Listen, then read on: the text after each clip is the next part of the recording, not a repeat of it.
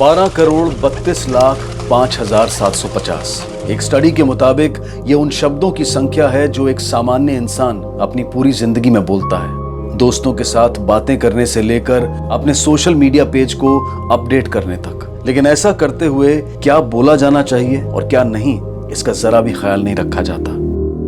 बिना सोचे समझे व्यक्तिगत जानकारी को बांटने की जो सजा गौतम बुद्ध नगर जिले के गांव दनकौर को मिली, वो अपने आप में अनोखी और रोंगटे खड़े कर देने वाली है। कुछ तो हुआ था इस गांव में जिसकी वजह से पूरे गांव में बिना किसी कर्फ्यू के भी कर्फ्यू जैसा माहौल था। लोग अपना काम धंधा छोड़कर अपने आप को घरों में बंद करके बैठे थे। न दुकानें खुली थीं, न बाजारों में लोग थे, न स्कूल्स में टीचर्स और बच्चे थे। पूरे गांव में आतंक और दहशत का माहौल था। लेकिन इसकी वजह या इसके कारण के बारे में बात करने के लिए कोई तैयार नहीं था।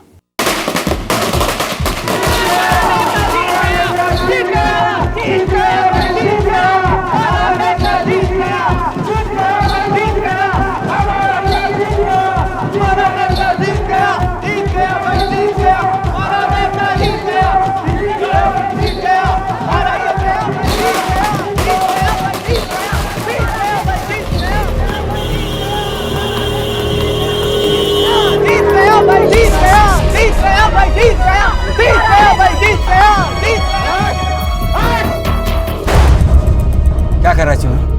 क्या कर रहा है तू? अरे तेरा भाई चुनाव हार गया तो दिमाग खराब हो गया तेरा। अरे दिमाग तो उन लोगों का खराब हुआ जिन लोगों ने मेरे भाई साहब को वोट नहीं दिया। 26 वोट से हारे ना, 26 लोगों को मारूंगा मैं। अरे चुनो, चुनाव में हार जीत लगी रहती है।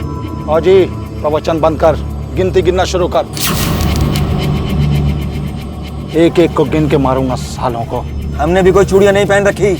गाँव वालों को अगर कुछ हुआ ना तो छोड़ूंगा नहीं। सरपंच साहब बस आप एक बार बोल दीजिए, इसको तो मैं देखता हूँ। साले तू बोलेगा मेरे को? चल यहाँ से। चल यहाँ से। अरे गिनती मत बोलना। 26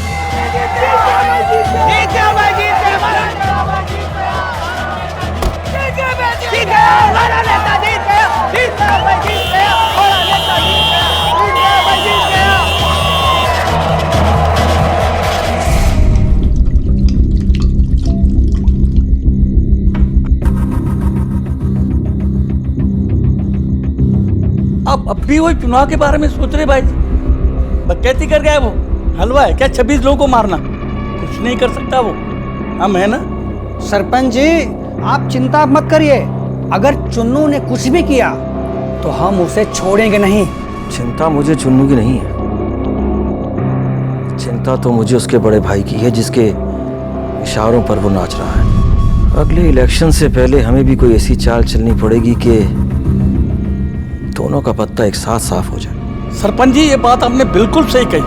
क्यों भाई जी? बिल्कुल बिल्कुल। तूने जो ये जुलूस में जाकर 26 लोगों को जान से मार देने की धमकी दी है, ये तूने बहुत बड़ी गलती की है। देख लेना, वो सरपंच इस गलती को हमारे खिलाफ कभी ना कभी कहीं ना कहीं इस्तेमाल जरूर करेगा। आगे की सोचता ही नहीं। हमें आपकी हार का बदला लेना है बस, इसके अलावा किसी की नहीं पड़ी हमें। हमारी तो पड़ी है ना, कि वो भी नहीं पड़ी? तुम्हारे बाद हमारा क्या होगा कभी सोचा है? देखो चुन्नू, तुम्हें हमारी कसम है, तुम हथियार नहीं उठाओगे। हम जो भी करेंगे सोच समझ कर करेंगे। ठीक है, नहीं उठाएंगे हथियार, नहीं करेंगे कुछ, लेकिन अगर उस सरपंच ने कुछ किया ना तो हमें कोई रोक नहीं पाएगा, ये बात भी पक्की है। तुम हमारी इजाजत के बगैर इस घर से बाहर पैर नहीं रखोगे, समझे? आते हम बाहर से।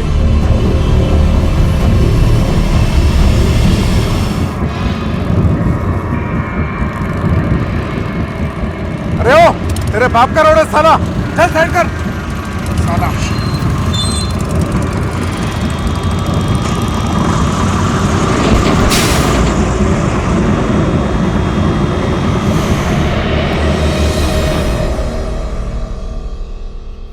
अरे इसको मुझे दे और एक काम कर, मेरे लिए खाने लगा।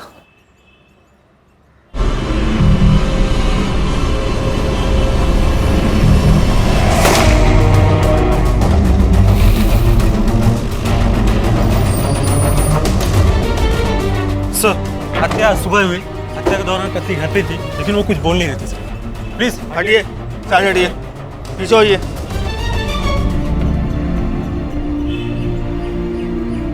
देखो, तुम्हारे बयान की मदद से ही हम कातिल तक पहुंच सकते हैं। कुछ तो देखा होगा, गोली की आवाज सुनी होगी। साहब हमने कुछ नहीं देखा। कोई तो आवाज सुनी होगी, किसी को देखा होगा। साहब हमने कुछ नहीं देखा।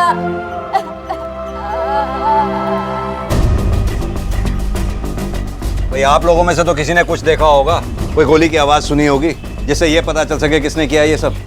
चुन्नू ने मारा है इसे सर। आप? जी मैं गांव का सरपंच हूँ, और ये लोग उसी के डर से सच नहीं बोल रहे। आप इतने यकीन के साथ कैसे कह सकते हैं कि चुन्नू नहीं मारा है इसे? मैं इतने यकीन के साथ इसलिए कह सकता हूँ कि अभी 2 दिन पहले उन लोगों को कहा था कि मैं 26 लोगों को मारूंगा। हाँ देखिए, आज उसने पहली गिनती शुरू भी कर दी। तो सरपंच साहब, आपने तब हमें क्यों नहीं इत्तला दी जब चुन्नू ने सब गांव वालों को धमकी दी थी? सर वो उस वक्त हमें लगा कि हार की झल्लाहट की वजह से वो बकबक कर रहा है। हमें नहीं पता था कि वो जो कह रहा है वो करके भी दिखाएगा। अब अभी का अभी अरेस्ट कीजिए उसे।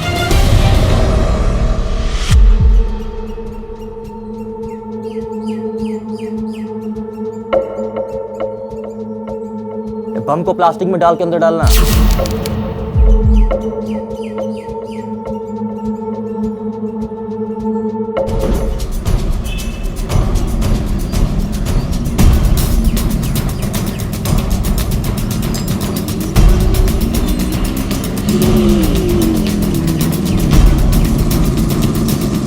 रुक, गाड़ी रोक।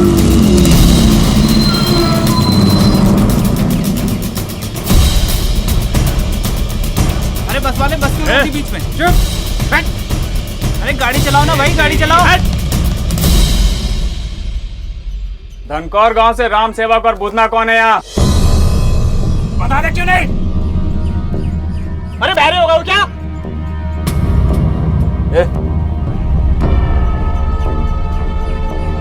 ये बताता क्यों नहीं है?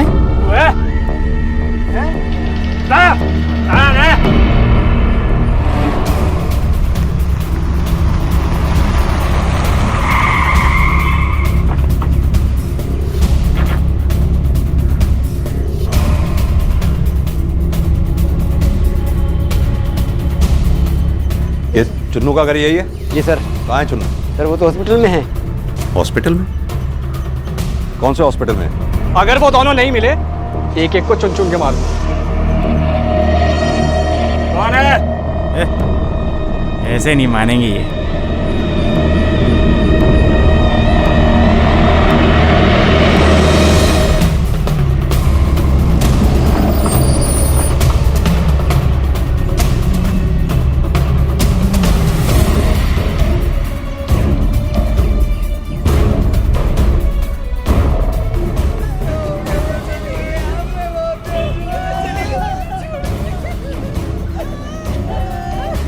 सर ये चुन्नू जी है। ठीक है, जाओ। चुन्नू,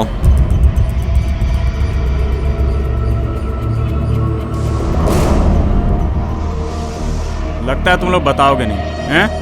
बता नहीं तो इस बच्ची को गोली मार देंगे। हैं? वो दोनों। पकड़ इसको, पकड़ इसको। चल। पूरा का पूरा ट्रक चढ़ा दिया भाई साहब के ऊपर। आखिरी बार देखने को चेहरा भी नहीं बचा उनका। ये सब सरपंच ने करवाया है, जानता हूं मैं। हाँ लेकिन सरपंच का ये कहना है, इलेक्शन हारने के बाद तुमने 26 आदमियों को मारने की धमकी दी थी, वो भी सरेआम। धमकी तो सरपंच ने भी दी थी और पूरी कर दी। हमने भी कोई चूड़ियां नहीं पहन रखी। सरपंच साहब बस आप एक बार बोल दीजिए, इसको तो मैं देखता हूँ। साले तू बोलेगा? हमारे भाई साहब चले गए। तुम्हें पता कब चला कि तुम्हारे भाई साहब के साथ ये हादसा हुआ? फोन आया था मेरे पास। जब तक मैं आया हमारे भाई साहब जा चुके थे।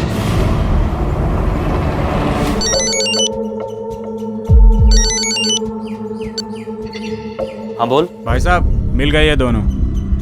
क्या करना है इनका? उड़ा दे।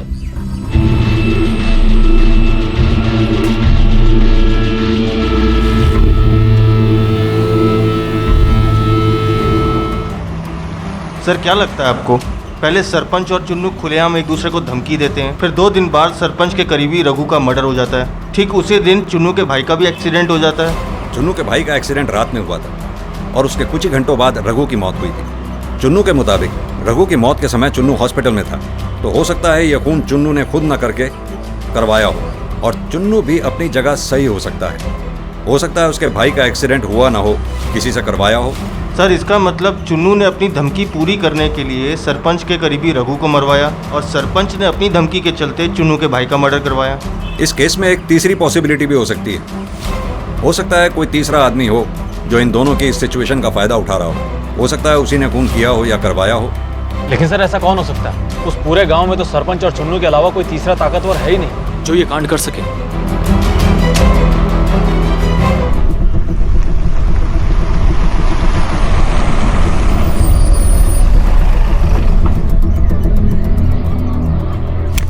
थोड़ा पीछे हटो, थोड़ा पीछे हटिए, थोड़ा पीछे हटिए, थोड़ा साइड में जाइए।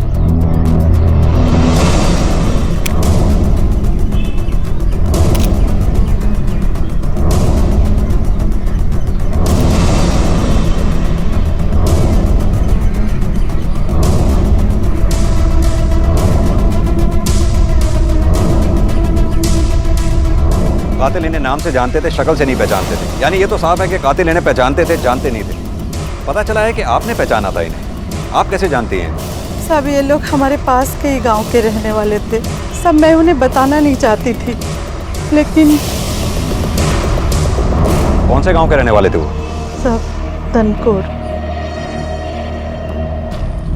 कौन था ये शख्स जिसके इशारे पर इन बंदूकधारियों ने बस को बीच रास्ते में रुकवाकर इस घटना को अंजाम दिया था? उस बस में और भी सवारियां मौजूद थी, तो फिर क्यों सिर्फ दनकौर गांव के रहने वाले इन दो लोगों को ही निशाना बनाया गया था? क्या गांव में फैली दहशत का मारे गए इन दो लोगों से कोई संबंध था? क्या ये दोनों बंदूकधारी उसकी वजह थे, या फिर दूर अनजान जगह पर बैठा वो शख्स जिसके कहने पर ये कत्ल किए गए थे? इन सभी सवालों का जवाब है हाँ। इन सभी का गांव दनकौर और वहां पर फैली दहशत से सीधा संबंध था। मुझे नहीं पता बेटा कि ये सब क्या चल रहा है, लेकिन लग रहा है कि कुछ ना कुछ बड़ा होने वाला है। मैं आपसे फिर कहता हूँ पापा, आप बात कीजिए पुलिस से प्रोटेक्शन की, नहीं तो मैं बात करता हूँ। नहीं, ऐसे में सबको अकेला छोड़कर जाना, हमारा अपनी सलामती के लिए सोचना बहुत गलत होगा। पापा सही क्या है और गलत क्या है मैं नहीं जानता। मैं बस इतना जानता हूँ कि इस वक्त खतरा पूरे गांव पर मंडरा रहा है। और पापा इस वक्त आप और चुटकी अकेले हो, और मेरी ड्यूटी भी ऐसी जगह लगी है जहाँ से छुट्टी मिलना बहुत मुश्किल है। एक मिनट, अरे बात तो आप हमारी बिल्कुल फिक्र मत कीजिए भैया, पुलिस अपना काम कर रही है और वो बहुत जल्दी सबूत इकट्ठा कर लेगी। हमें कुछ नहीं होगा, मुझे भरोसा है। अच्छा, मेरी चुटकी इतनी बहादुर हो गई है?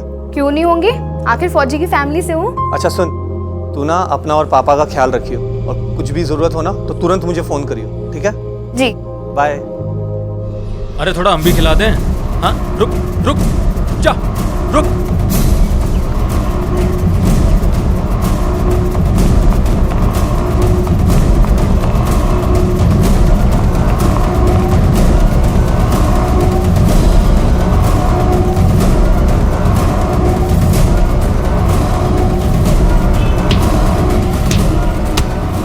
बोल, वो तेरा दूसरा दोस्त का है? हाँ बोल, बुला, चल थाने में चल के बताना।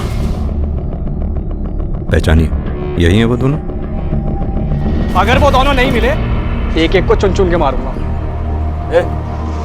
अरे बहरे होगा वो क्या? हाँ जी सर, यही दोनों हैं। यही है? यही लोग हैं। आप जा सकते हैं। जी सर। कुछ बोला इन्होंने? नहीं सर। ये ऐसे नहीं बताएंगे, लगाएं।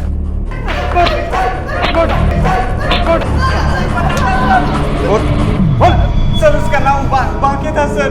कौन है ये बांके? हमको कुछ नहीं पता सर, यही दिल्ली का है, इसके अलावा हम सर कुछ नहीं जानते।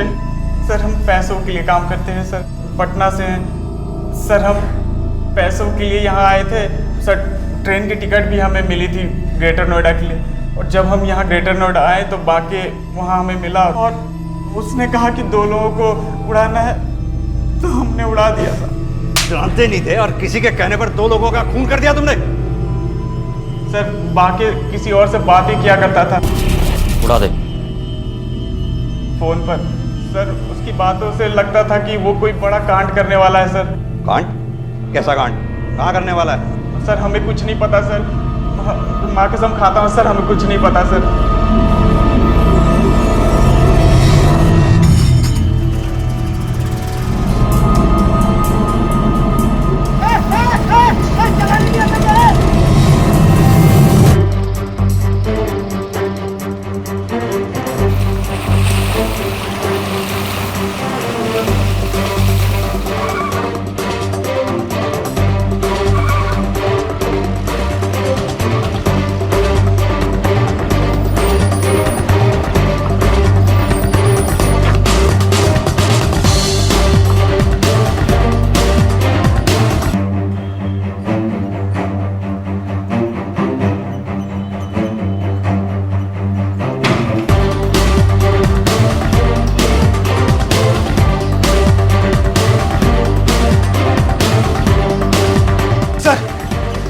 सर यहाँ तो कोई भी नहीं है, लगता है भाग गए। मोबाइल की लोकेशन तो यही थी ना। सर एक काम करो, आसपास किसी से पता करो, हो सकता है किसी ने कोई मूवमेंट देखी हो। सर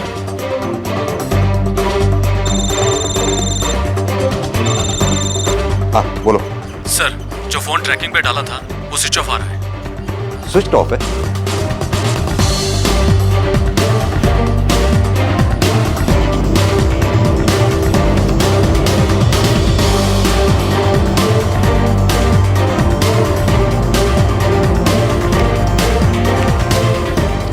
सिम भी नहीं है, इसका मतलब ये टूटा हुआ सिम इसी का। बिना सिम के इसको ट्रैक कैसे करें? सर ये यहाँ से साइकिल से जा रहा था, इसने किसी टेम्पो को देखा भी जाते हुए। क्या देखा तुमने? साहब सिर्फ एक हरे रंग के टेम्पो को देखा, इस तरफ जा रहा था, अब मुझे ठोकने ही वाला था साहब। नंबर नोट किया उसका? सर वो तो ठीक से नहीं दिखा, कुछ DL लिखा हुआ था, और हाँ सर उस पर पीछे कुछ शेर का निशान बना हुआ था साहब। कितने लोग थे उसमें? सब वो नहीं मालूम साहब। ठीक है यादव, सर हर जगह नाकाबंदी लगाओ, जितने भी DL हरे रंग के टेम्पो हैं, खासतौर पर वो जिस पे शेर का निशान है, अच्छी तरह से पूछताछ करो। जिस किसी पे भी शक हो मुझे इन्फॉर्म करते रहना, ठीक है? पुलिस ने उन दोनों शूटर्स की मदद से एक स्केच तैयार करवाया और उस स्केच में जो चेहरा निकलकर सामने आया वो मथुरा के एक हिस्ट्री शीटर का था। बांके लगभग इस मामले की शुरुआत से ही मथुरा से गायब था। पुलिस ने उसे वांटेड घोषित कर दिया था और अब उसे ढूंढने की पूरी कोशिश की जा रही थी। फोन तो चुन्नू ने किया, सबको पता है, फिर भी पुलिस उसे नहीं पकड़ती। कहाँ से पकड़ेगी, सब मिले हुए हैं। देखो पुलिस भी बिना सबूत और गवाह के क्या कर लेगी है? अच्छा लो चलो। देखो ये तुम जान लो कि एक दिन चुन्नू को जेल की सलाखों के पीछे जाना ही जाना। अच्छा हो जाए हमने चुन्नू के भाई को वोट नहीं दिया। जो इंसान चुनाव हारने के बाद इतनी गटर काट रहा है, चुनाव जीत जाता जाने क्या करता। ए भैया, सरपंच जी का मकान किधर है? आगे से बाएं। ठीक है, धन्यवाद। ये टेम्पो सरपंच घर क्यों जा रहा है? नहीं सामान शिफ्ट कर रहे हैं क्या? ऐसा नहीं है, वो सरपंच के बेटे की शादी थी ना गांव में, अब वो गांव से नहीं कर रहा है, नोएडा से कर रहा है, तो ये टेम्पो शायद उसके लिए जा रहा होगा, शिफ्ट विफ्ट करने कुछ भी। सर चुन्नू कॉल रिकॉर्ड्स आ चुके हैं, बाकी तो सब कुछ नॉर्मल है, लेकिन एक नंबर पर चुन्नू अधिकतर फोन करता था। किसका नंबर है ये? सर ये नंबर किसी सीमा के नाम पर रजिस्टर्ड है। सीमा? यस सर, और वेरिफिकेशन के लिए। हेलो, हाँ क्या?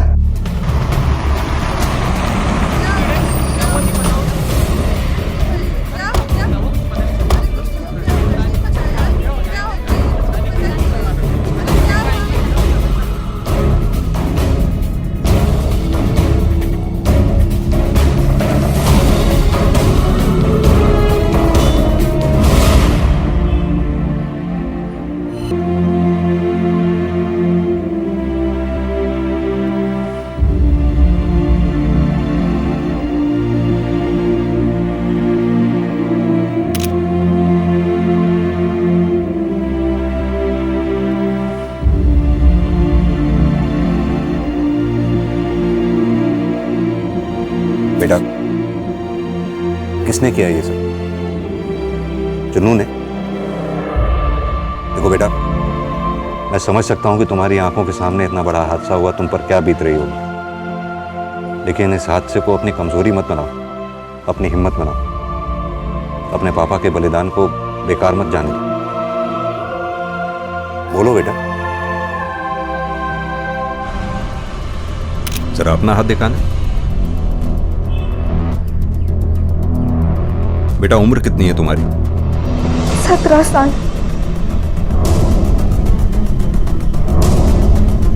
वो देखो, उसकी उंगली पे भी वोटिंग का निशान, इसकी उंगली पे भी वोटिंग का निशान। जो मारे जा रहे हैं मेरे लोग हैं सर, सपोर्टर्स हैं मेरे। वो चुनाव में वोट दिए हैं उन लोगों ने मुझे। अब आप ही सोचिए, भला मैं उन लोगों को क्यों मारूंगा? नमस्कार दरोगा जी, आपने निमंत्रण दिया तो आ गए हम। ऐसे लोगों के साथ बैठाएंगे आप हमें? देखा आपने कैसे पुलिस स्टेशन में रंगबाजी कर रहा है? अरे मैं तो कहता हूँ टांगे तोड़ डालो इस आदमी की। अरे सब कुछ बदलेगा सकता है। क्या बोल रहा है? साले यहीं टेटवा दबा के मार डालेंगे, समझे? ए छोड़, मैं कह रहा हूं पीछे छोड़ करना, मैं छोड़ कांस्टेबल खड़ा दबा दूंगा। चलाना गोली साले। मैं छोड़िए पीछे दे, एक खड़ा दबा दूंगा। क्या बदतमीजी है?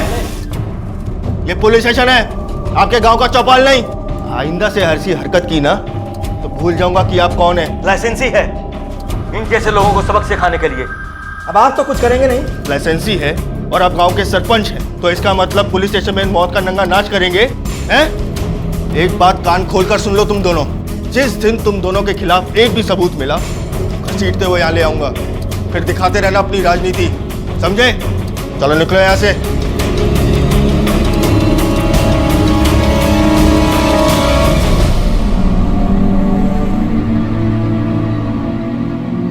दाता सिंह की बेटी छोटी अपनी आंखों के सामने हुई अपने पिता की हत्या के सदमे से दहशत की हालत में थी।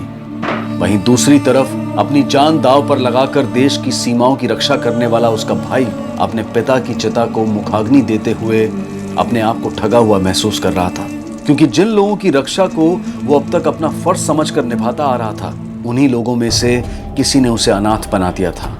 गांव सुनसान हो चुका था। घर के भीतर भी माँ बाप अपने बच्चों का हाथ छोड़ने को तैयार नहीं थे, जैसे उन्हें डर हो कि अगर उन्होंने हाथ छोड़ा तो कोई भेड़िया उनके बच्चों को दांतों में दबा कर ले जाएगा।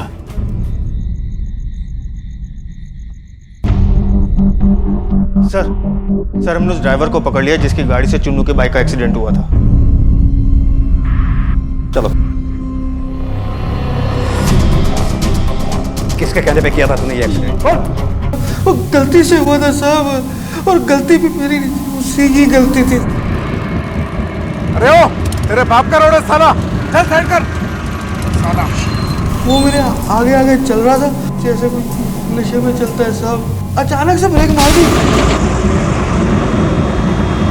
इस ड्राइवर के कहे मुताबिक अगर चुन्नू के भाई की मौत वाकई एक्सीडेंट से हुई है तो सरपंच के ऊपर शक करने की कोई वजह नहीं है हमारे पास। हाँ, कातिल चुन्नू जरूर हो सकता है।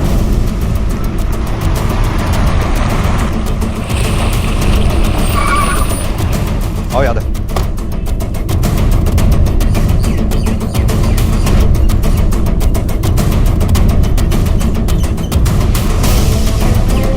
चुन्नू कहाँ है ये? क्या उधर? चुन्नू कहाँ है? वो तो यहाँ नहीं है सर। एक इधर जाओ आदमी। बताओ तो सही क्या हुआ साहब? मैं देखो।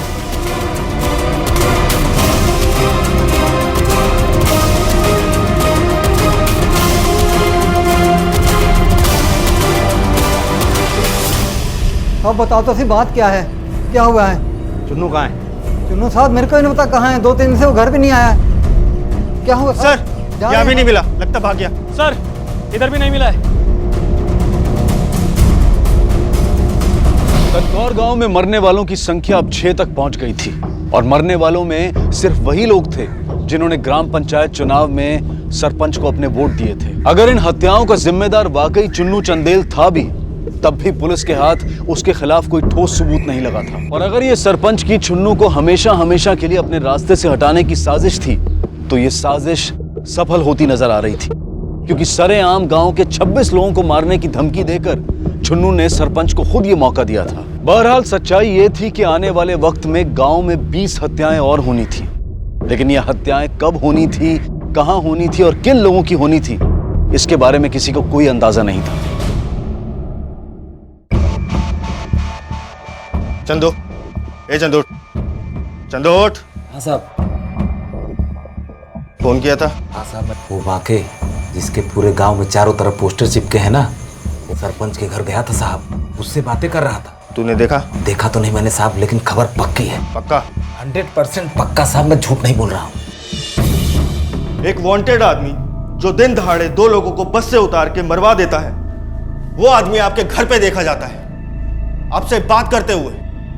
सर आप किस आदमी की बात कर रहे हैं? इस आदमी की। इस बात की पक्की खबर है हमें। नहीं देखा इस आदमी को? सर मैं इस आदमी को जानता हूँ। ये आदमी मेरे घर मुझसे बात करने आया था। नमस्ते सरपंच जी। मुझसे जो एक बात मिनट, करी एक जी हमें अपनी बिटिया के वजीफे के लिए फार्म पर आपसे दस्तखत करवाने थे। लाओ ना, मैं कर देता हूँ। कोई बात नहीं, मैं बाद में करवा लूंगा, आप थोड़ा व्यस्त लग रहे हैं। नहीं मैं कर देता हूँ। मैं थोड़ी देर में आ जाता हूँ, आप अपना काम निपटा लीजिए, हम आते हैं थोड़ी देर में। आए हम। जिस आदमी के वांटेड के पोस्टर लगे हैं पूरे गांव में, वो आदमी आपके घर आता है, आपसे मिलता है, लेकिन आपने पुलिस को इन्फॉर्म करना जरूरी नहीं समझा। सर मैं सच कह रहा हूँ, मैं इस आदमी को नहीं जानता। मेरी बात का यकीन कीजिए, मैंने पोस्टर्स में इस आदमी को नहीं पहचाना। मेरा इस आदमी से कोई लेना देना नहीं है, मैं सच कह रहा हूँ आपसे। वो तो वक्त ही बताएगा।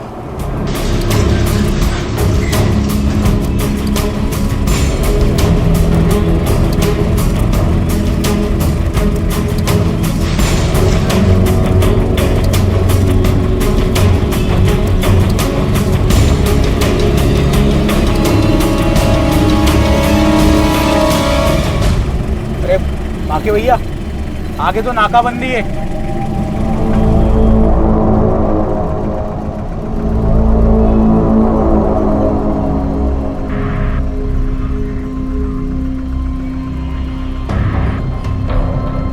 रोक। कहाँ से आ रहा है? पल्ले गांव से साहब। पेपर चेक कर इसके।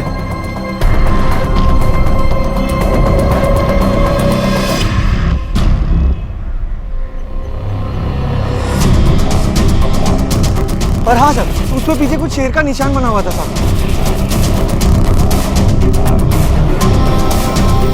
हाँ यादव बोलो। सर वो शेर के निशान वाला टेम्पो मिल गया है। उस टेम्पो को जाने दो। लेकिन सर यादव मैंने बोला ना उसकी तलाशी नहीं लेनी। हमारे लिए उसमें रखे सामान से ज़्यादा ये जानना ज़रूरी है कि ड्राइवर टेम्पो को लेके कहाँ जा रहा है। उसको सेफ डिस्टेंस से फॉलो करो और मुझे सारी अपडेट्स देते रहना। ठीक है सर।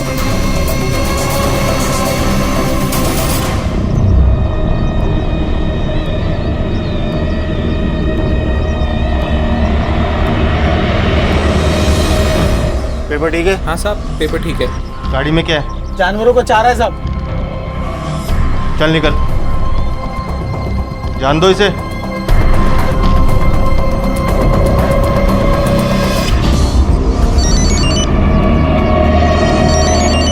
हेलो। हाँ भैया, निकल गया नाके से, निकल गया मैं। चल ठीक है, तू जल्दी से पहुंच। तुझे पता है ना क्या करना है? हाँ पता है क्या करना है। ठीक ठीक, तू पहुंच। हेलो भैया जी, पहले आपने मोबाइल से बचने की बात की, फिर आपने नाकाबंदी से। अरे जहाँ जहाँ आपने बोला था ना, वहीं वहीं नाकाबंदी थी और हम वहाँ से बच के निकल गए हैं। अरे इसीलिए तो हम आप पर फिदा हैं। अरे आप उड़ती चिड़िया के पर तो क्या, उसके पेट में पड़े दाने भी गिन लेते हैं। हाँ भैया जी, हाँ पहुँच रहे हैं हम। जी जी जी।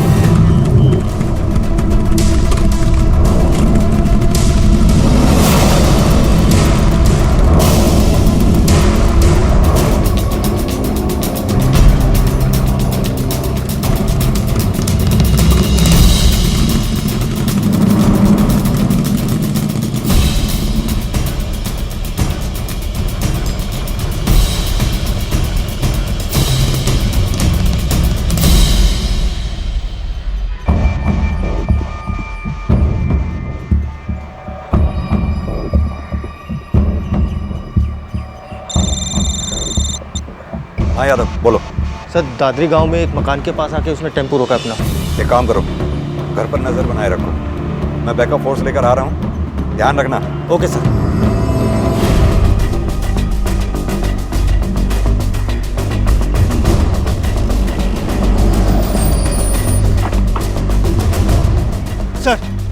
सर ये वो टेम्पो है।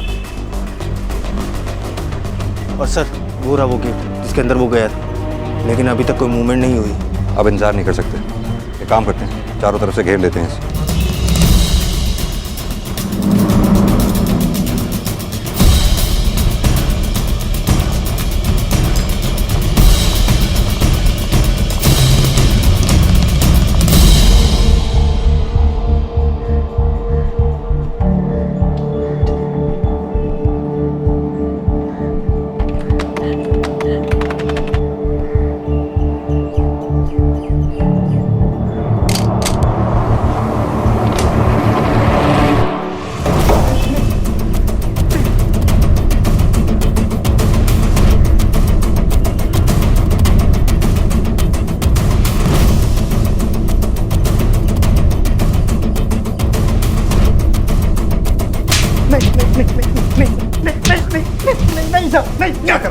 क्या प्लान है तेरा? मुझे कुछ नहीं पता साहब, मुझे कुछ नहीं पता। दाता सिंह की बेटी छोटी ने बांके का चेहरा पूरे गांव में लगे पोस्टर से पहचान लिया और पुलिस के समझाने और हिम्मत दिलाने के बाद उसके खिलाफ बयान देने को राजी हो गई।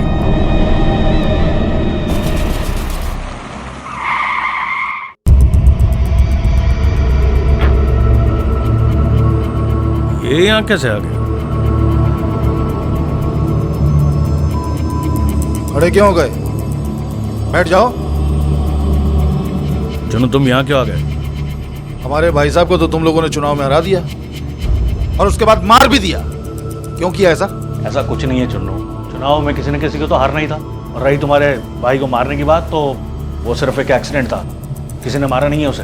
बालक हैं, दूध पीते, जब बहलाओगे तो बहल जाएंगे। सही समझते हैं गांव वाले कि मैंने 26 लोगों को मारने की कसम खाई है और रघु को मार के शुभारंभ कर दिया, फीता काट दिया और बारी तुम लोगों की है। ऑटोमेटिक है, दोस्त ने दिलाई है। टेस्ट करना है। भाग। क्या?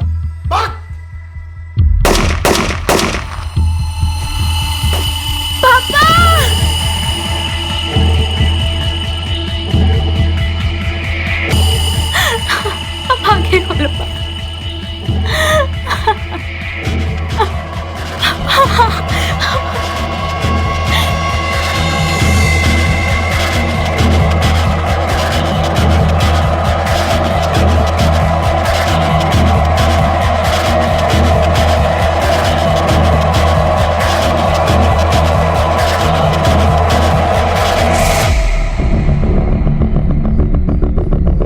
बच गई।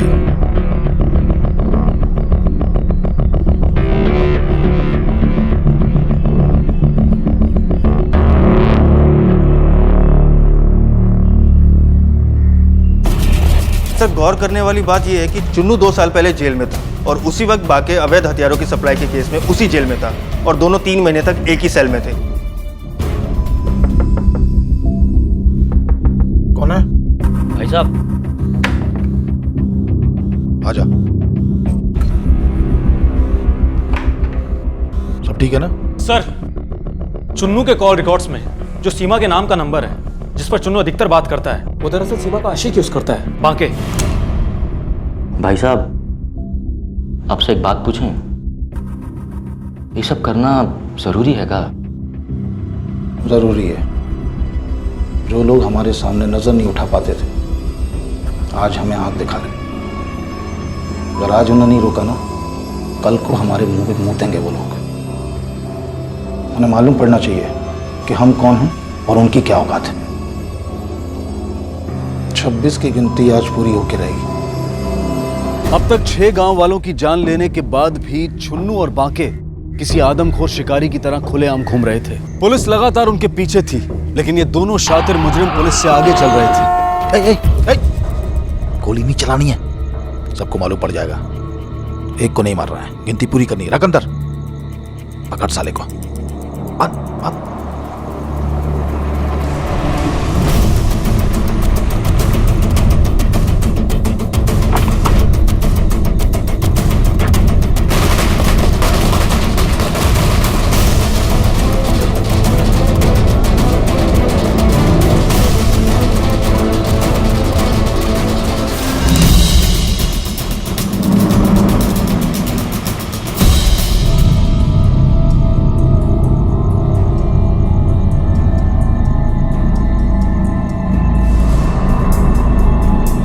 हाँ बोल।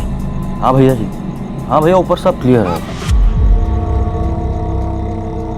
है। नीचे कर, नहीं तो ठोक दूंगा इसको। दनकौर गांव के 20 लोग साइड में हो जाओ। साइड में आओ।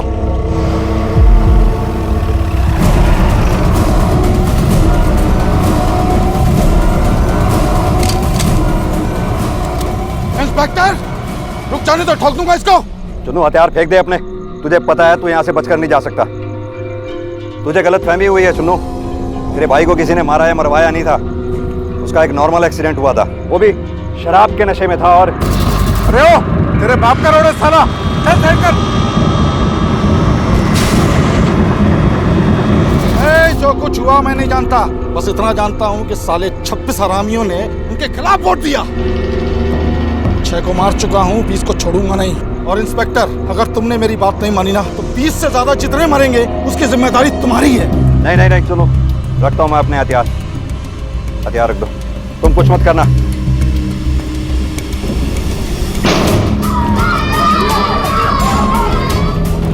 Pandey, don't shoot. किसी को भी गोली लग सकती है। नहीं नहीं नहीं।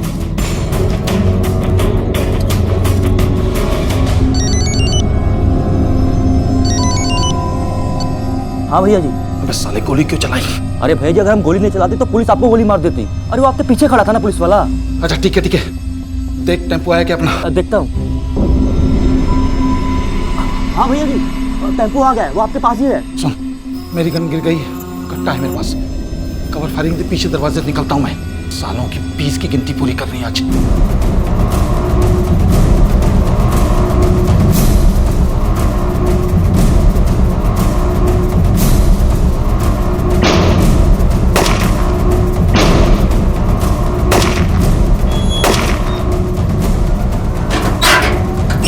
चलो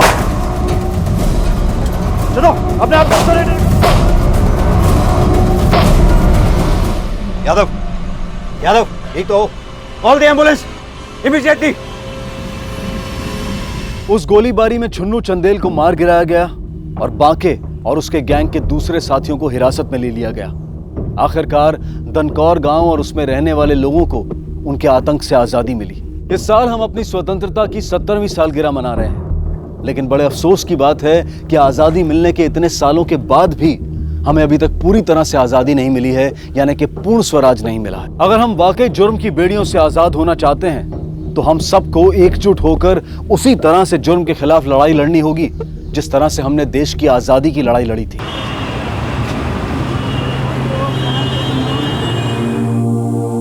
परिवार और समाज का निर्माण इसलिए हुआ ताकि इंसान को इंसान का साथ रहे, हमारी जिंदगी में खालीपन ना आने पाए, हमें अधूरेपन का एहसास ना हो।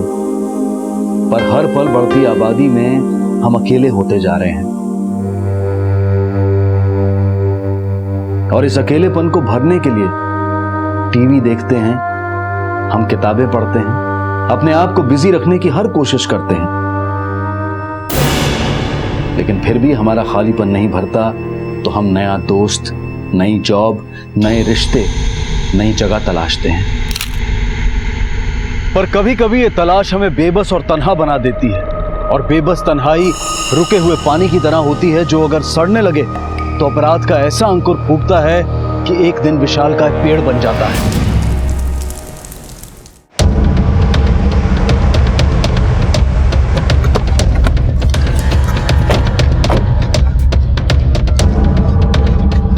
हटिए, पीछे हटिए, पीछे हटिए।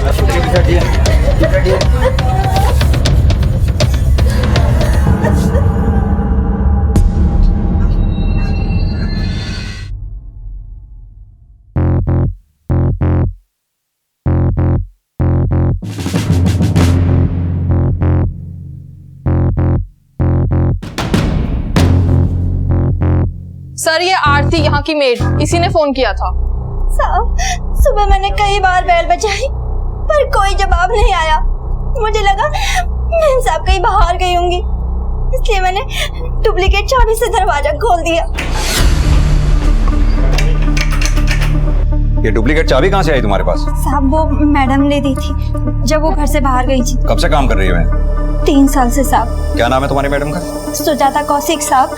हमारी मैडम यहाँ अकेली रहती थी साहब। उनका पति बेटी वो कहाँ है? पति मैडम को 6 महीने पहले छोड़कर चले गए साहब। क्या नाम है उनके पति का? साहब, प्रियांक कौशिक। उनकी बेटी? मयूरी दीदी। मयूरी दीदी ने मैडम के खिलाफ जाकर अपनी मर्जी से शादी कर ली साहब। किससे? कार्तिक साहब से साहब। वो यहाँ पर दीदी को गाना सिखाने आते थे साहब। शादी के बाद वो दोनों कभी घर वापस नहीं आए। हमारी बहन साहब बिल्कुल अकेली पड़ गई थी साहब। उनकी जिंदगी में अकेलापन और सूनेपन के सिवाय कुछ भी नहीं था साहब। सर, अलमारी और लॉकर तो लॉक्ड है, लूट का भी कोई साइन नहीं है और विक्टिम का मोबाइल भी नहीं मिला है। तुम्हारी मैडम मोबाइल यूज करती थी? हाँ साहब, मैडम का नंबर है मेरे पास। ये है। उनके पति और बेटी का? हाँ साहब, मैंने आपको कॉल करने से पहले उन्हीं को कॉल किया था पर फोन लगा नहीं था साहब। कहाँ रहते हैं वो लोग? ये नहीं पता साहब। हाँ, उनका नंबर है मेरे पास। हटो, पीछे हटो। सर, सुजाता और सुजाता की बेटी का फोन स्विच ऑफ आ रहा है और सुजाता का पति फोन रिसीव नहीं कर रहा है। एक काम करो, इन तीनों के कॉल रिकॉर्ड निकालो। इस सेपरेटेड फैमिली के अंदरूनी डिस्प्यूट्स, मर्डर से पहले इन तीनों के बीच का लेन देन, चाल ढाल, व्यवहार, सब कुछ, और मेड के बयानों की सच्चाई, उसकी कुंडली, सब कुछ, पड़ोसियों का नजरिया, रवैया, हर इंफॉर्मेशन को खुद निकालो। पता तो चले ये अपराध का बीज किसी अपने ने बोया है या फिर गैरों ने। Okay sir. अपराध के बीज बोने से पहले अक्सर गलतफहमी, झूठ और फरेब के गड्ढे भी खोदे जाते हैं। सुजाता भी ऐसे ही किसी धोखे का शिकार हुई थी। उसका अतीत और वर्तमान एक जटिल पहेली था जिसकी हर परत में एक राज छुपा हुआ था। लेकिन पुलिस सबसे पहले मौका वारदात पर उस ऊपरी सुराग को खोज रही थी जहां से अपराधी अक्सर अपने बचाव की लंबी सुरंग खोदने की फिराक में होता है। सर पिछले 10 साल से यहाँ रह रहा हूँ। सुजाता और उसके आदमी में अक्सर झगड़ा होता था, चिल्लाने की आवाज़ भी आती थी, यहाँ तक कि बर्तन फेंकने की आवाज़ भी आती थी। सर सुजाता की लड़की भी अपने बाप जैसी ही निकली। एक लड़के के प्यार में उसने माँ को छोड़ दिया। सुजाता उनकी शादी के खिलाफ क्यों थी? वो एक मामूली सा म्यूजिक टीचर था, पर मयूरी थी कि उसके प्यार में पागल थी। सर मुझे तो ऐसा लगता है कि कहीं इसी ने तो मतलब? क्योंकि जब से मयूरी की शादी हुई है वो इस घर में आई नहीं। और कल सर मैंने उसे देखा। वो यहाँ आई थी? हाँ, मैंने कल उसे सुजाता के घर से निकलते हुए देखा था।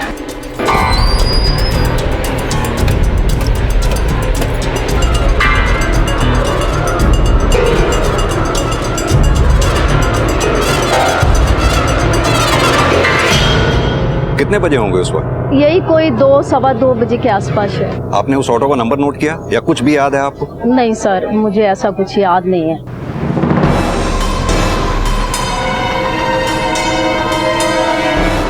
सर सुजाता का हस्बैंड फोन रिसीव नहीं कर रहा है। उसके नंबर पे मैसेज छोड़ दिया है, शायद कॉल बैक करें। ये मयूरी का मोबाइल बंद होना और कल अचानक उसका अपनी माँ से मिलने जाना है, कहीं ये मर्डर उसने... ऐसा करो, उस ऑटो रिक्शा वाले का स्केच बनवाओ, आरटीओ और ऑटो रिक्शा यूनियन दोनों में सर्कुलेट करवाओ। हो सकता है उसका बयान से ही हमें कोई लीड मिले। Okay sir.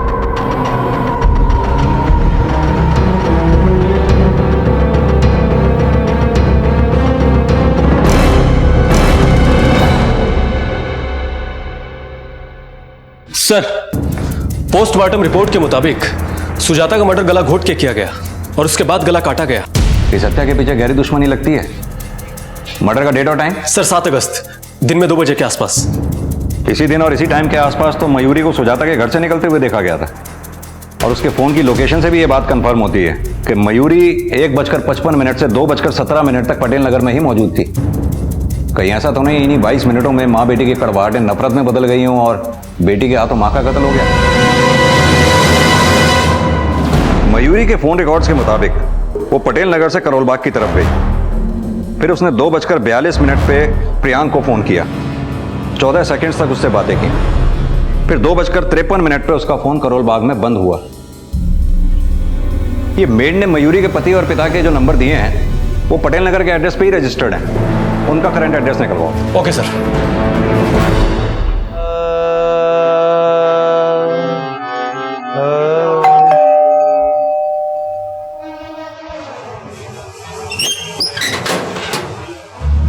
कार्तिक। हाँ सर, मैंने मयूरी को 1-2 बार कॉल किया था लेकिन उसका फोन नहीं लग रहा था। हो सकता है उसके फोन की बैट... पर सर आप ये सब मुझसे क्यों पूछ रहे हैं? कहीं मयूरी के साथ कुछ बुरा तो नहीं हुआ ना? बुरा मयूरी के साथ नहीं, उसकी माँ के साथ हुआ। उसकी माँ का मर्डर हो गया और हमें शक है कि मयूरी अपनी माँ का मर्डर करके फरार है। ऐसा हो ही नहीं सकता। मयूरी अपनी माँ का मर्डर कर ही नहीं सकती। तो फिर उसका फोन क्यों बंद आ रहा है? और अगर उसका फोन बंद था तो तुमने अपनी सास को फोन क्यों नहीं किया? सर वो मेरी उनसे बातचीत तो मयूरी की भी बंद थी 3 महीनों से।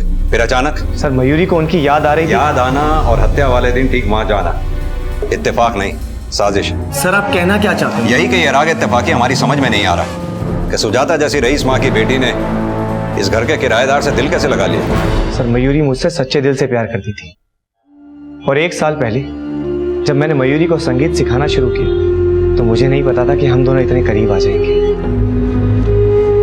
मयूरी की आवाज में एक इनहेरेंट पेन था, शायद इसलिए कि बचपन से वो अपने इस दर्द में पली कि उसके पेरेंट्स कभी एक दूसरे के हमदर्द ही नहीं बने। मुझे तुमसे कुछ बात नहीं करनी है, प्लीज। अरे पर मैंने किया क्या है? आरती, अगर आपकी फाइल नहीं मिली तो मेरी प्रॉब्लम नहीं करनी है मुझे बात, तुम अंदर जाओ बस। आरती मेरी लाल वाली फाइल कहाँ है? ढूंढो उसे। ढूंढो, जो चाहिए करो। हाँ रंग आ गया।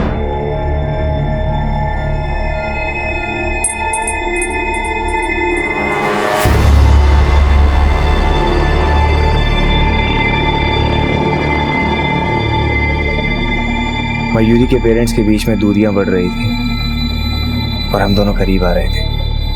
6 महीने पहले उन्होंने डिवोर्स लेने का फैसला किया और वो दोनों अलग रहने लगे।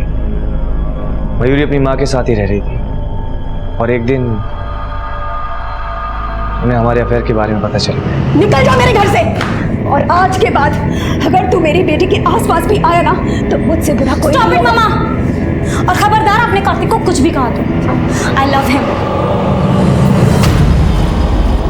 मयूरी ने उन्हें कन्विंस करने की बहुत कोशिश की, लेकिन वो लोग हमें समझ नहीं पाए। अगर तेरी बीवी को अपनी माँ की याद वहां खींच के ले गई तो जो वो निशानियां वहां छोड़कर भागी वो क्या है? कहीं ऐसा तो नहीं तुम दोनों मियाँ बीवी मिलकर कोई जुगलबंदी? सर, आप बेकार में हम पे शक कर रहे हैं। सर, इस मर्डर में किसी और का हाथ है। किसका? सुजाता का पति का? हाँ सर। तू इतने दावे के साथ कैसे कह सकता है? मेरे ससुर बहुत बड़े शातिर खिलाड़ी हैं, पर अपनी बीवी को एलिमनी देने से बचने के लिए वो कोई भी गेम प्लान कर सकते हैं। देख, कहीं ऐसा तो नहीं तुम तीनों मिलकर कोई नया राग अलाप रहे हो? नहीं सर, मेरी और मयूरी की शादी जब से हुई है हमने तो उनकी शक्ल तक नहीं देखी। कहाँ रहते हैं वो? सर, वो यहीं करोल बाग में रहते हैं। करोल बाग में कहाँ? सर, ये नहीं पता। शिकवे शिकायतों की हर खबर है, पर अपनों के ठिकानों से बेखबर। सर, मयूरी के कॉल रिकॉर्ड्स के मुताबिक वो 7 अगस्त को पटेल नगर से करोल बाग ही गई थी। यानी माँ का कत्ल करने के बाद उसने बाप से न सिर्फ बातें की, उनके पास भी गई। वो वहां पनाह मांगने गई या कोई गुनाह करने? और अब प्रियांक का भी फोन ना उठाना। कार्तिक ने भी प्रियांक पे शक जाहिर किया था। कहीं कोई? सर, प्रियांक के ऑफिस का एड्रेस मिल गया है, ये करोल बाग का ही है।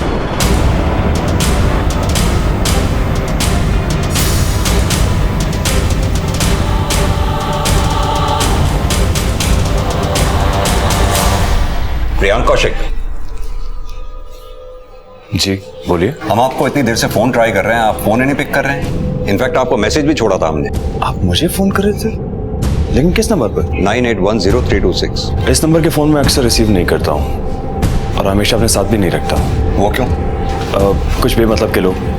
खैर छोड़िए इन बातों को, लेकिन आप ये बताइए आप मुझे फोन क्यों कर रहे थे? ये बताने के लिए कि आपके वाइफ का मर्डर हो गया है।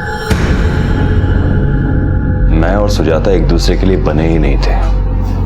भले ही हमारा रिश्ता 25 साल तक खिंचा, लेकिन हमारे ख्यालात कभी मिले ही नहीं।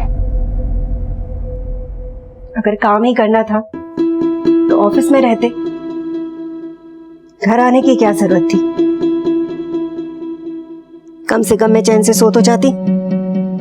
अगर मैं ऑफिस में रुकता तो भी तुम चैन से नहीं सो पाती, क्योंकि हर 5 मिनट में फोन करके मुझ पर जासूसी करती कि मैं किसी लड़की के साथ तो नहीं हूँ।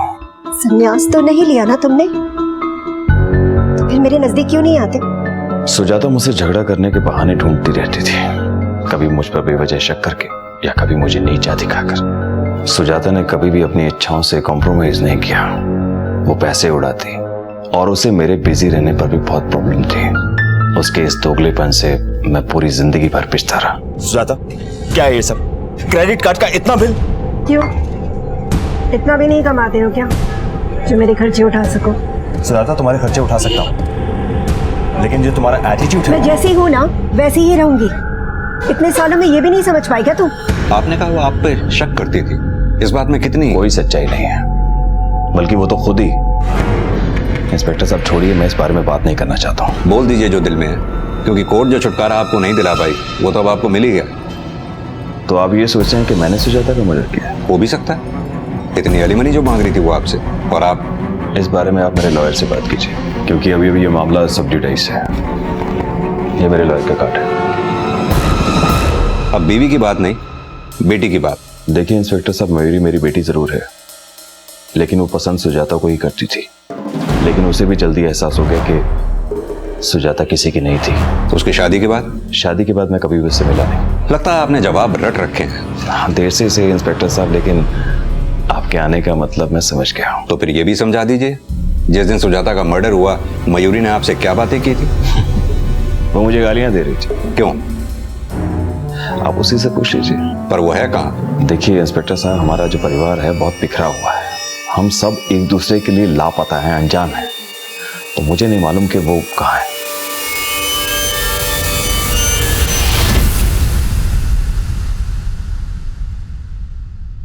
सर, प्रियांक के एटीट्यूड से तो ऐसा लग रहा है कि उसको सुजाता की नहीं बल्कि अपनी बेटी की भी कुछ नहीं पड़ी है। हो सकता है प्रियांक ने मयूरी को सुजाता का मर्डर करने के लिए उकसाया हो। एक काम करो, इस प्रियांक का नया मोबाइल नंबर की कॉल डिटेल निकालो। बोल नरेश। ठीक है, लेके आओ उसे। सर, उस आरटीओ से ऑटो रिक्शा वाले का पता चल गया है, जिसके ऑटो मयूरी बैठी थी। हाँ सर जी, इस छोरी को रिठालाते उठाया और पटेल नगर छोड़ दिया। लेकिन ये तो पटेल नगर से करोल बाग भी गई थी। हाँ सर जी, करोल बाग भी गई थी, लेकिन पहले मैंने इसे पटेल नगर छोड़ा। यही रोक दे, ये लो।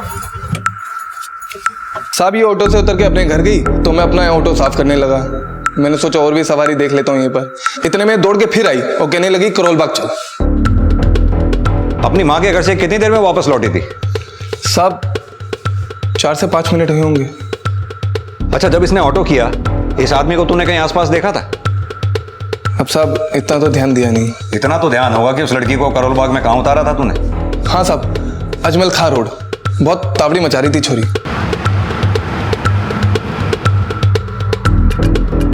बैलगाड़ी चला रहा है क्या? थोड़ा तेज चला। हेलो, अभी तो तू जा सकता है, जरूरत पड़ने पर फिर बुलाएंगे तुझे। मयूरी अपनी माँ के घर से 4-5 मिनट में वापस लौटी, शायद अपनी माँ की लाश को देख के। फिर वो वहां से करोल बाग प्रियांक के ऑफिस भी गई। इन मयूरी के गायब होने में प्रियांक का हाथ भी हो सकता है। एक काम करो, मयूरी की फोटोग्राफ शहर के हर पुलिस स्टेशन में सर्कुलेट करो, पता तो चले कि मयूरी के अचानक गायब होने के पीछे आखिर राज क्या है। Okay sir. 1 मिनट शर्मा, अगर प्रियांक ने अपना लॉयर अपॉइंट किया हुआ है तो सुजाता का भी कोई ना कोई लॉयर जरूर होगा, उसके बारे में पता करो। मियाँ बीवी की टकरार में सुजाता का नजरिया, प्रियांक की असल शख्सियत के बारे में उस लॉयर से हमें काफी कुछ पता चल सकता है। Okay sir.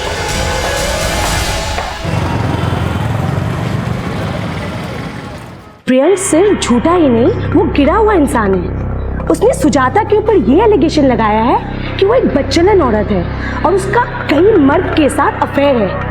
आखिर प्रियांक ये सब साबित करके हासिल क्या करना चाहता था? सुजाता को एलिमिनी देने से बचने के लिए प्रियांक ने ये सब किया। तो यानी आपके कहने का मतलब ये है कि सुजाता ऐसी औरत नहीं थी जैसा प्रियांक साबित करना चाहता था? यस सर, मैं सुजाता को अच्छे तरीके से जानती हूँ। वो बहुत ही स्वाभिमानी औरत थी सर। जब से डिवोर्स केस फाइल हुआ, सुजाता ने प्रियांक से 1 रुपया तक नहीं लिए। वो अपना गुजारा करने के लिए खुद ही पार्ट टाइम जॉब करती थी। जॉब? कैसी job? She was very good in writing और कई कंपनी के लिए उसने ऑनलाइन कंटेंट राइटिंग जॉब शुरू कर दिया। उसके पति के जाने के बाद उसकी बेटी भी उसे छोड़ के चली गई और फिर वो बहुत अकेली पड़ गई। रिश्तों में हमेशा ही धोखा मिला बेचारी सुजाता को। और उसकी बेटी ने उस मर्द के साथ शादी कर ली जिसने उसकी माँ का रेप किया। What? It is true sir, Kartik ने सुजाता का रेप किया था। तो सुजाता ने कार्तिक के खिलाफ कोई FIR दर्ज नहीं की? Yes sir, this is the proof, आप देख सकते हैं।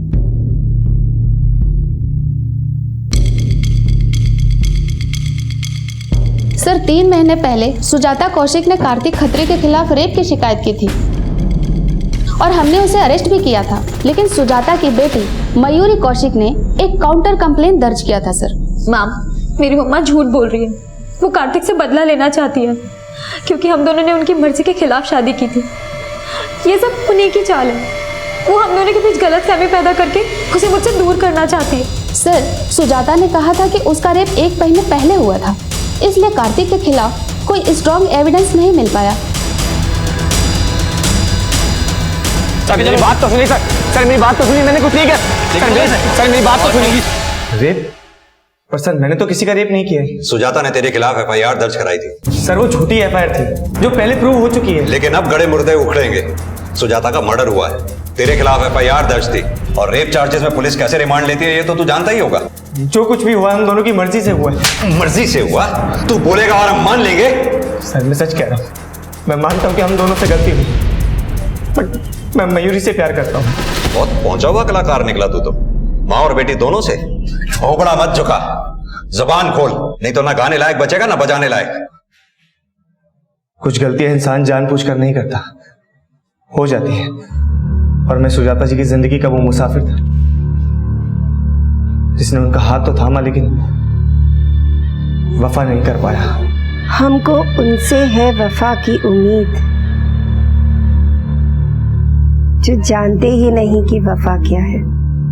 जब भी मयूरी घर पे नहीं होती थी तो हम बहुत बातें करते थे, हम अच्छे दोस्त बन गए थे और वो अपने नाकाम रिश्तों का दर्द शेर व शायरी में बयां करती थी, मुझे अपना हमदर्द समझने लगी थी। आइंदा मुझे कॉल मत करना और मैं डिवोर्स पेपर भिजवा दूंगा, साइन कर देना। और जब प्रियांक ने उन्हें छोड़ दिया तो उनकी जिंदगी के खालीपन में मेरी एक अलग जगह बन गई थी।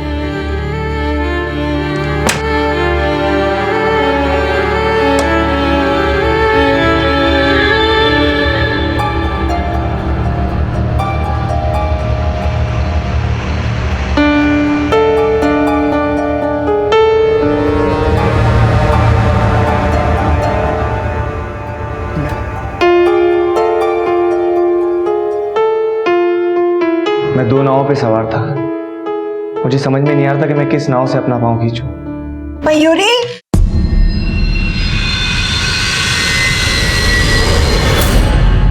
निकल जाओ मेरे घर से। स्टॉप इट मामा। और खबरदार आपने कार्तिक को कुछ भी कहा तो I love him mama, I love him. मैंने बोला ना आपको। मयूरी तो नहीं जानती इस लड़के को, तू चल मेरे साथ। मैं नहीं जाऊंगी। मैं मयूरी समझ नहीं रही है तू। मैं कैसे समझाऊंगा तुझे? घिन आ रही है मुझे तुम पर। तुम जानते थे ना कि मैं तुमसे प्यार करती हूँ, फिर भी मेरे साथ साथ मेरी बेटी को भी। अब खड़े जाओ, just get out, shut up, जाओ यहाँ से।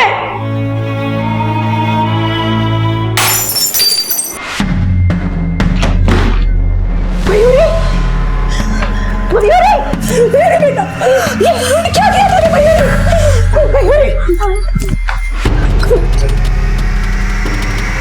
सुजाता जी मेरे और उनके रिश्ते के बारे में मयूरी को बताने की हिम्मत जुटा नहीं पाई और फिर हमने शादी कर ली। मयूरी को वापस अपनी जिंदगी में लाने के लिए उन्होंने मुझ पर रेप केस किया। मयूरी को मेरे ऊपर विश्वास था। सुजाता ने जो रेप के एलिगेशंस लगाए थे वो प्रूव नहीं कर पाई। लेकिन सच्चाई ज्यादा दिन तक छुपती नहीं है। मयूरी को जब तेरी असलियत के बारे में पता चला तो वो तुझे छोड़कर अपनी माँ के पास चली गई, लेकिन तूने सुजाता को पहले ही मार डाला और शायद फिर मयूरी को भी। सर आप ये क्या कह रहे हैं? मेरे और सुजाता की बीच के रिलेशन के बारे में मयूरी को कुछ पता नहीं चला था। मेरा सिर्फ उससे झगड़ा हुआ था। कैसा झगड़ा?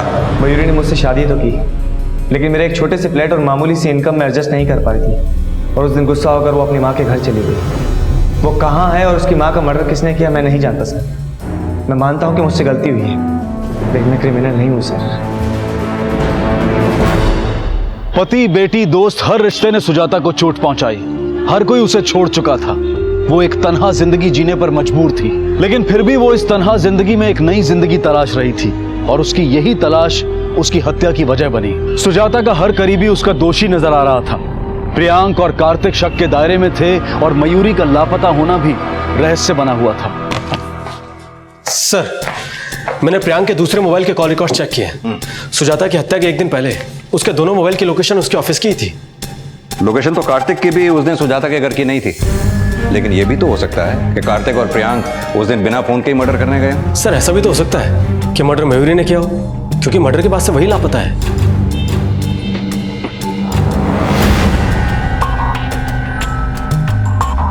मयूरी का लापता होना पुलिस के मन में कई संदेह पैदा कर रहा था और सुजाता की हत्या की गुत्थी में मयूरी का मिलना बेहद जरूरी था, लेकिन उसकी तलाश का अंत सुजाता की हत्या जितना ही भयानक था।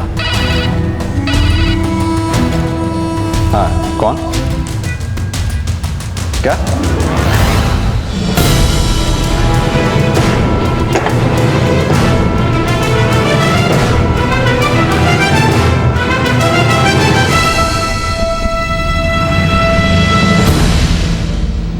सर वो लाश हमें 9 अगस्त की शाम बिठा लगे एक जंगल में मिली।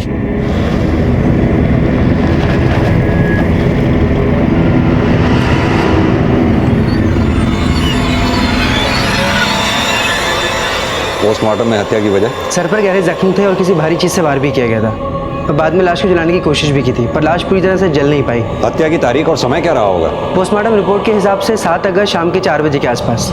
सर हमने वहाँ पूछताछ की तो एक दुकान वाले ने हमें बताया उस समय के आसपास एक ऑटो वाला वहाँ से गुजरा था। जब वो गुजरा तो उसके साथ लड़की थी और जब वो वापस आया तो उसके साथ कोई लड़की नहीं थी।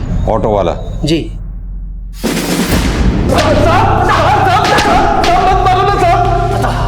साहब मैंने किसी को नहीं मारा साहब, सच कह रहा हूँ। झूठ मत बोल। 7 अगस्त को तेरे मोबाइल की लोकेशन वही थी जहां मयूरी का मर्डर हुआ था। अब तू सच बोलेगा या हम बुलवाएं? बताता हूँ ना साहब, 1 मिनट। साहब वो छोरी ऑटो में भी बहुत चिक चिक कर रही थी, तब भी मैंने उसे पटेल ने छोड़ दिया साहब। यही रोक दे, ये लो।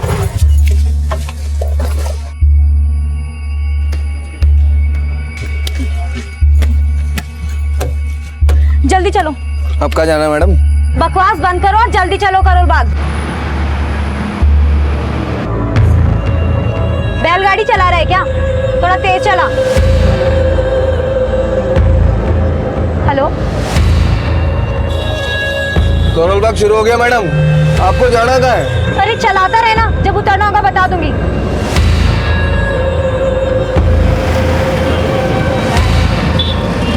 मैडम करोल बाग तक पहुंच गए, आपको उतरना कहाँ है? अरे जहन्नुम में जाना है, कहाँ ना, जब उतरना होगा बता दूंगी।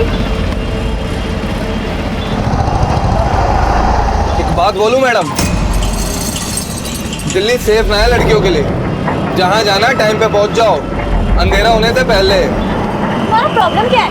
तुम थोड़ी देर चुप नहीं रह सकते हो क्या? मैडम एक बात ही तो बता रहा हूँ, इतनी गर्म क्यों हो रही हो? अब अगर अपना मुंह खोला ना तो मैं तेरा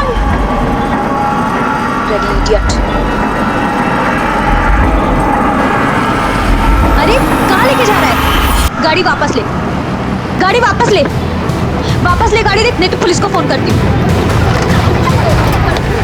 समझ नहीं आ रहा।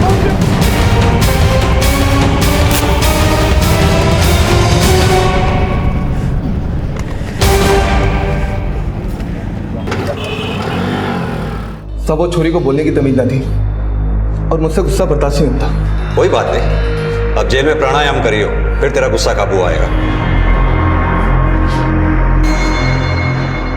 मयूरी की हत्या उसकी लापरवाही का अंजाम थी, लेकिन इस लापरवाही से कहीं ज्यादा बड़ी भूल उसने अपनी मां की बजाय कार्तिक पर विश्वास करके की, जो सुजाता की तन्हाई की भी वजह बना।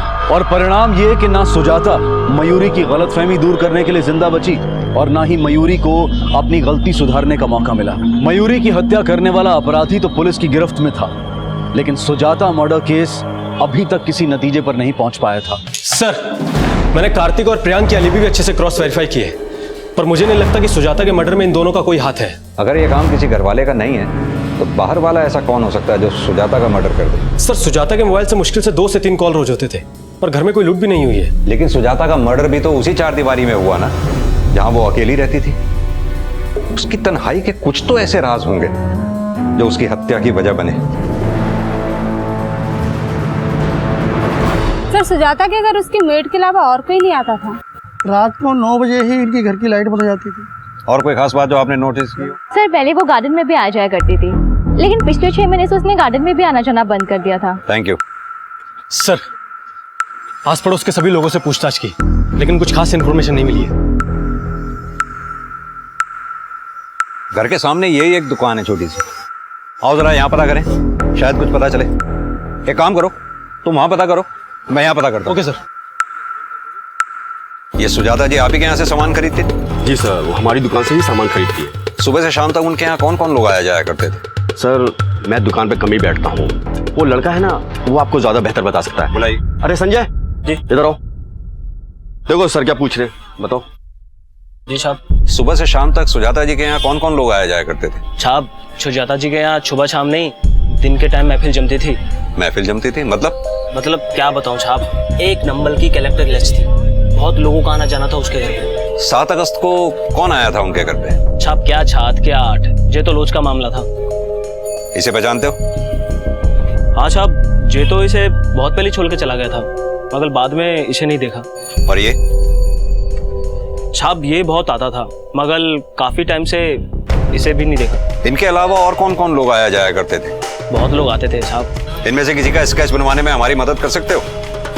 अच्छा, जो ज्यादा आता था उसका करवा सकता हूँ।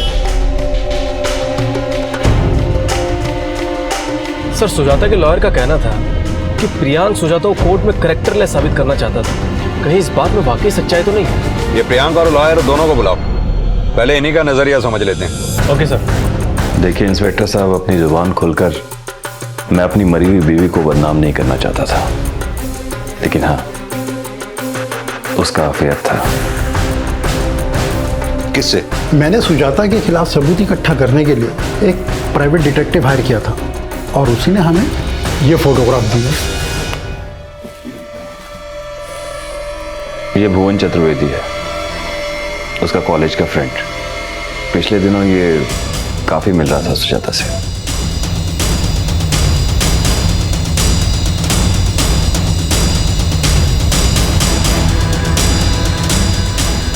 हाँ साहब, ये जो सुजाता जी की गल बहुत ज्यादा था साहब।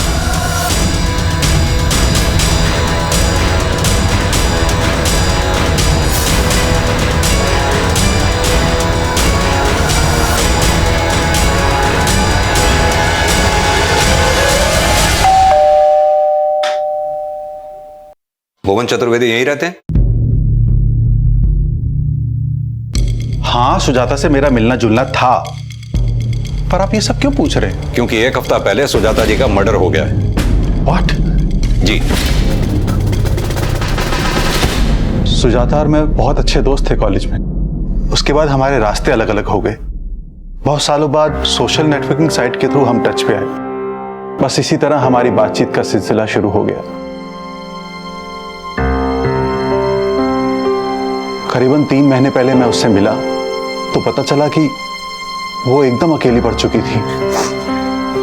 सॉरी यार, तुम इतने दिनों के बाद मिले हो और मैं अपने दुखड़े सुनाने लगी। अब ये बताओ ना, क्या खाओगे? बहुत कुछ सह के भी मुस्कुराने की कोशिश कर रही हूँ। तुम जो मिले हो इसलिए ये कोशिश भी हो गई। मेरी मौजूदगी उसका खालीपन भर देती थी, बस इसलिए उसको कुछ पल का सुकून देने के लिए मैं उससे मिलने लगा। लेकिन दोस्ती का हर फर्ज आसान नहीं होता। मैं सुजाता की तन्हाई का दर्द महसूस करता था, पर अपनों का हर दर्द पूरी तरह से बांटा भी तो नहीं जा सकता। बस हमारी बातचीत और मिलने का सिलसिला रुक गया। करीबन 20 दिन पहले सुजाता मुझसे आखिरी बार मिलने आई। बोलो, क्या बात है? तुम्हें पता है, प्रियंक ने एक प्राइवेट डिटेक्टिव हायर किया था और उसके पास तुम्हारी और मेरी फोटोग्राफ्स है। कैसे फोटोग्राफ्स? दरअसल वो मुझे एलिमनी देने से बचना चाहता है। वो कोर्ट में बस यही साबित करना चाहता है कि मैं कैरेक्टरलेस वुमन हूँ। व्हाट? तुम मुझसे घर पर मिलने आया करते थे ना? हाँ। तो वो ये साबित करना चाहता है कि तुम्हारा और मेरा कोई अफेयर चल रहा है, और ये अफेयर पहले से ही था। यहाँ तक कि उसके पास तेरे और कार्तिक के भी कुछ फोटोग्राफ्स हैं। तो तुम मेरे पति के अलावा भी? कावेरी, क्या बोल रही हो तुम कुछ भी नहीं जानती हो। मुझे कुछ जानना भी नहीं है। और तुम यही चाहती हो ना, जैसे तुम्हें तुम्हारे पति ने छोड़ दिया, मुझे भी मेरा पति छोड़ दे। I'm sorry.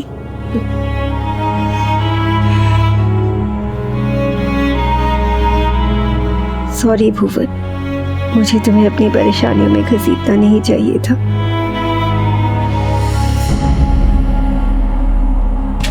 सर, मैंने भुवन और उसकी वाइफ कावेरी के कॉल रिकॉर्ड चेक किए हैं। कावेरी के फोन की लोकेशन कभी सुजाता के घर थी ही नहीं, और भुवन भी 1 महीने पहले तक ही सुजाता के घर जा रहा था। लेकिन सुजाता और कार्तिक की आखिरी मुलाकात में सुजाता के डर की वजह वो डिटेक्टिव था।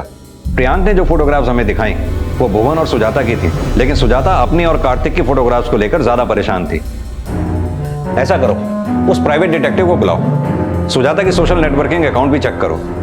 हो सकता है भुवन और कार्तिक के अलावा उसकी जिंदगी में और कोई भी हो। Okay sir.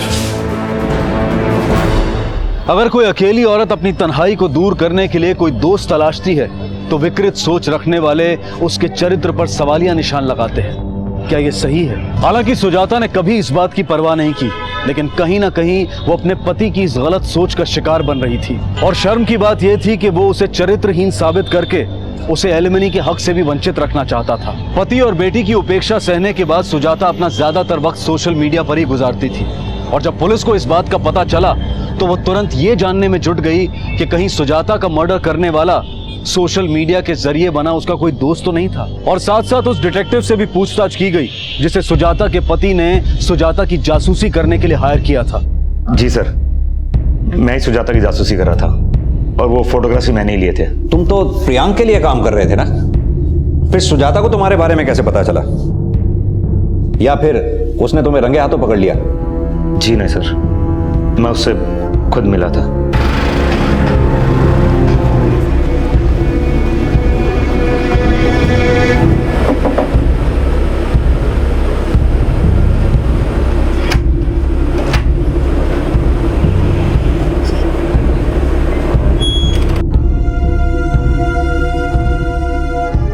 उन फोटोग्राफ्स को सीक्रेट रखने के लिए मैंने उससे पैसे मांगे थे। कितने पैसे मांगे थे? 5 लाख।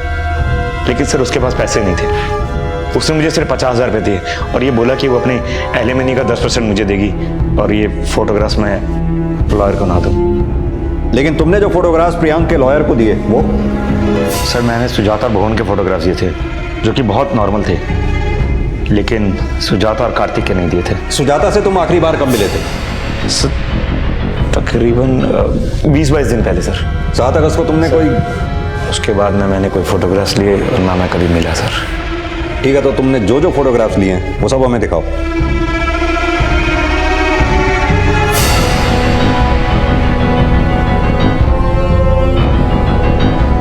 सर, मैंने सुजाता की सोशल नेटवर्किंग साइट चेक की तो सामने आया है कि सुजाता की हत्या से 15 दिन पहले उसने किसी अरिंदम सेन की फ्रेंड रिक्वेस्ट एक्सेप्ट की थी। नीचे करो। और हाँ सर, सुजाता की हत्या से 1 दिन पहले अरिंदम ने सुजाता से मिलने की रिक्वेस्ट की थी और सुजाता ने उसे 7 अगस्त को अपने घर पर इनवाइट किया था। सर, जिन आईपी एड्रेस के थ्रू अरिंदम सेन सुजाता से चैटिंग कर रहा था वो सभी गाजियाबाद के साइबर कैफे और उसके आसपास के साइबर कैफे से बिलोंग करते हैं। मैंने इन सभी साइबर कैफे के ऑनर से पूछताछ की, लेकिन उनका कहना है कि अरिंदम सेन नाम के इंसान का वहाँ कोई अकाउंट नहीं है और ना उस शक्ल के इंसान को वहाँ कभी देखा गया। या तो ये झूठ बोल रहा है या फिर साइबर कैफे में कोई और अरिंदम सेन के नाम से सुजाता से चैट कर रहा था। पता लगाओ कि आखिर ये माजरा है क्या। Okay sir. सर मैंने इस आदमी को कभी सुजाता के साथ नहीं देखा। हाँ साहब, इसको मैंने देखा था। इसने हमारे दुकान से सिगरेट खरीदी थी। ये सुजाता जी के घर गया था? शायद साहब, सिगरेट लेते हुए किसी से फोन पे बात कर रहा था। क्या बात कर रहा था? कि जौनपुर की टिकट का कुछ हुआ क्या, बहुत जल्दी में था साहब। एक काम करो शर्मा, जौनपुर के पुलिस स्टेशन में इस अरिंदम की फोटोग्राफ भेजो और जौनपुर जाने वाली हर ट्रेन 7-8 अगस्त का रिजर्वेशन चेक करो। जो भी टीटी उस दिन ड्यूटी पे थे सबको पूछताछ के लिए बुलाओ। Okay sir. पुलिस एकदम से हरकत में आ गई और कुछ ही घंटों की तेजी के बाद ये केस अंजाम तक पहुंच गया। ऐसा करिए, आप जौनपुर के आसपास के स्टेशन में पता करिए, कोई लीड मिले तो मुझे इन्फॉर्म कीजिएगा। ठीक है सर, हमने सब जगह पूछताछ की, रेलवे स्टेशन, बस स्टैंड, लेकिन अरिंदम का कुछ भी पता नहीं चला। लेकिन सर, एक बात समझ में नहीं आ रही है, अरिंदम ने सुजाता का मर्डर किस इरादे से किया होगा? ना ही घर में कोई लूट हुई है और ना ही पोस्टमार्टम रिपोर्ट में कोई फिजिकल असॉल्ट के साइन मिले हैं। शर्मा, सुजाता की जिंदगी धोखों से भरी थी। दोस्तों में जिंदगी तलाशने वाले अक्सर जिंदगी गंवा बैठते हैं।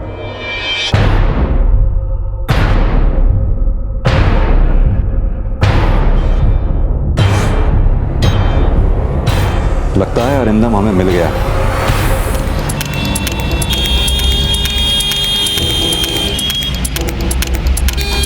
सर वो कह रहा था कि उसके चाचा का एक्सीडेंट हो गया, वो वहां चला गया।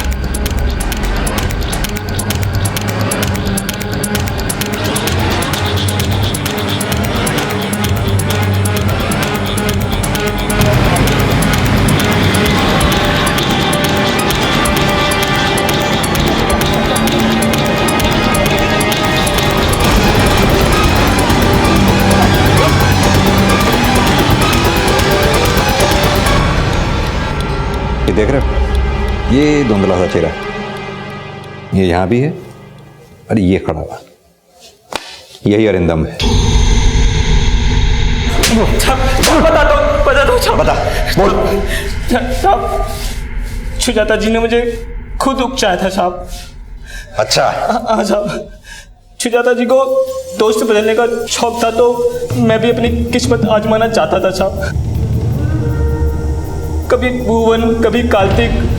मैं भी अपना नंबर लगाना चाहता था साहब। जब मैं उसके घर पे सामान रखने जाता था तो मैंने देखा वो चैटिंग बहुत करती थी, तो मुझे लगा इस जरिए मैं उसको पटा सकता हूँ। उसने मुझे दोस्त बना लिया और फिर हम चैटिंग करने लगे। मैं सुजाता जी की सोच समझ चुका था, उन्हें मेरी बातें पसंद भी आने लगी थी। एक दिन मैंने सुजाता जी को मिलने के लिए लिखा तो उन्होंने तुरंत हाँ कर दी।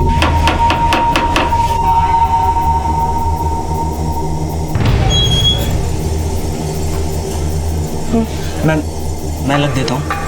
ये लो, बाकी का बाद में एडजस्ट कर लूंगी। हाँ सुजाता जी, आप बहुत सुंदर लग रही हैं। Thank you. मैं अच्छा लिखता हूँ ना? मैं जबान छाप करने की प्रैक्टिस भी कर लूँ। वो सब ठीक है, पर अब तुम जाओ। पर आप तो मेरे साथ टाइम बिताना चाहते थे ना? सुजाता जी, मैं वही हूँ जिसका आपको इंतजार है। मैं ही अलिंदम हूँ।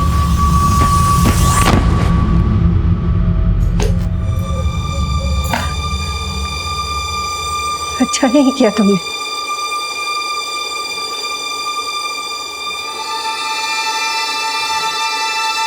बिल्कुल ठीक नहीं किया। मैं तो क्या मैं? ऐसे कोई किसी के इमोशंस के साथ खेलता है क्या? झूठ बोलता है क्या?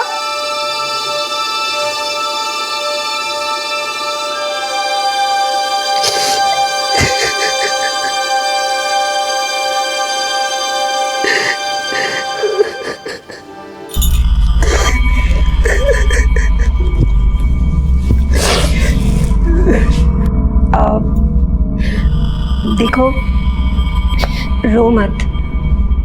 I am sorry. हाँ, मैं थोड़ा ज़्यादा रिएक्ट कर गई थी।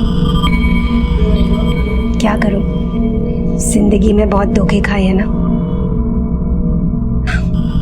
तुम ना कॉफ़ी पियोगे?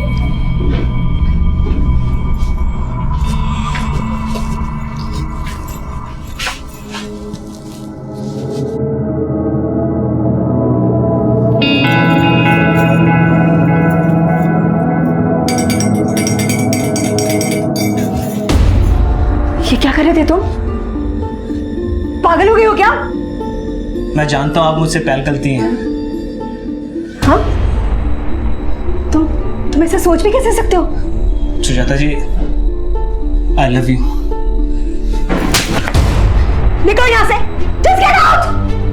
मैं प्यार करता हूँ आपसे। तुम पागल हो, तुम जाओ यहाँ से। मैं कह रहा हूँ मैं आपसे प्यार करता हूँ। प्रियांक की उपेक्षा, कार्तिक का विश्वासघात और मयूरी की गलतफहमी का शिकार होने के बाद सुजाता की जिंदगी में सिर्फ तन्हाई थी। हमारा अकेलापन हमारे अपने ही दूर कर सकते हैं, इसलिए अपनों से इतना दूर कभी ना हो कि उनकी जगह कोई अपराधी ले ले। इसी विचार के साथ अब मैं अनूप सोनी आपसे विदा लेता हूं। फिर मुलाकात होगी अगले एपिसोड में एक और चौंका देने वाले केस के साथ। तब तक अपना और अपने परिवार का ख्याल रखें और देखते रहें क्राइम पेट्रोल डायल 100। सबक एक को, सीख हम सबको। जय हिंद।